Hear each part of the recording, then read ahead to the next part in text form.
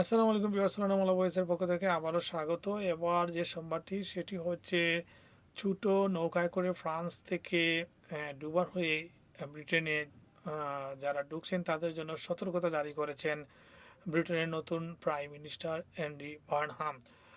তিনি বলছেন যে যুক্তরাজ্যে ছোট নৌকায় করে অবৈধভাবে প্রবেশ ঠেকাতে তার সরকার নিরলসভাবে কাজ করে যাবে। ইংল্যান্ডের ডুবার সফরে তিনি এই ঘোষণা দেন। মানব পাচারকারী চক্রের বিরুদ্ধে সরকারের কৌশল বদলানো হয়েছে এবং ইংলিশ চ্যানেলের উভয় পাশে পাচার চক্র দমনে নিয়োজিত কর্মকর্তাদের সংখ্যা দ্বিগুণ করা হয়েছে। বারহাম বলে, মানুষ এই সময়ে এই সমস্যার সমাধান দেখতে চায়, তাই সীমান্ত নিয়ন্ত্রণ আরও শক্তিশালী করার পাশাপাশি যাদের সত্যি সুরক্ষা প্রয়োজন তাদের নিরাপদ ও বৈধ পথও তৈরি করতে হবে। এতে মানব পাচারকারী চক্রগুলোর ব্যবসাও ক্ষতিগ্রস্ত হবে। সম্প্রতি স্পেনের উত্তর আফ্রিকান ছিটমহলে হাজার হাজার অভিবাসী প্রবেশের ঘটনার পর যুক্তরাজ্যের অভিবাসন নীতি নিয়ে নতুন করে আলোচনার শুরু হয়েছে। বারহাম জানান, সিউডার সাঁতরে যাওয়া অভিবাসীদের 98% মরক্কোতে ফিরিয়ে দেওয়া হয়েছে, যা তাৎক্ষণিক পরিস্থিতি সামাল দিতে সহায়তা করেছে। তবে তিনি বলেন, সেনজেন অঞ্চলের অভিবাসন ব্যবস্থাপনা এবং এ বিষয়ে ইউরোপীয় ইউনিয়নের সঙ্গে নিয়মিত সংলাপ প্রয়োজন।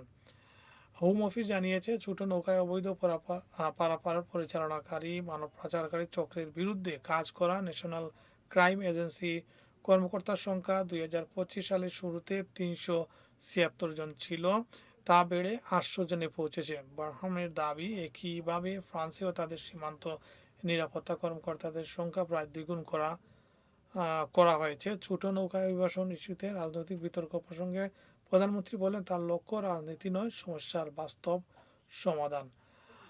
ভিউয়ার্স, এই ছিল আপডেট। পরবর্তীতে আরও নিয়ে আসবো। সবাইকে ধন্যবাদ। Number of crossings is down by 50% this year compared with the same period in 2025, and the month we've just had, July, has been the lowest number for 6 years of people crossing. So clearly progress is being made, but we're not complacent, and it's why I am here. It's why I've come down on Sunday to see the team, to listen to what they think needs to be done, what further can be done. So we're just going to be relentless.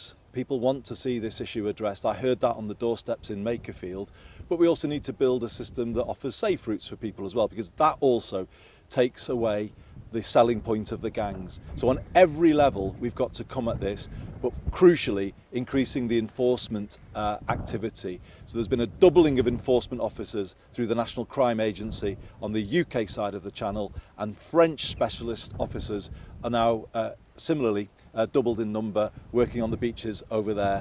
So a big ramping up of activity this summer. It's having results, but we are not complacent. Much more needs.